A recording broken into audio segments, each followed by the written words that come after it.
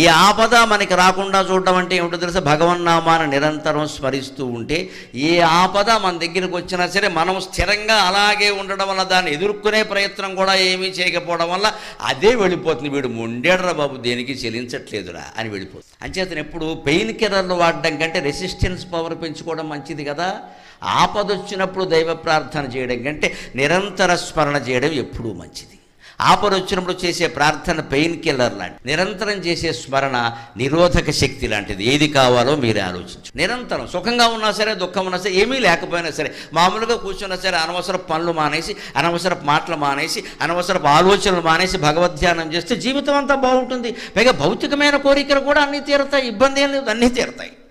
దానివల్ల వచ్చే ప్రమాదం లేకుండా దేవుడు చూస్తాడు. వడపోసినటువంటి నీళ్ళు పాలో మజ్జిగో ఇచ్చినట్టుగా దేవుడు వడపోసిస్తాడు నీకు ప్రమాదం లేకుండా. అది నతాదిగా.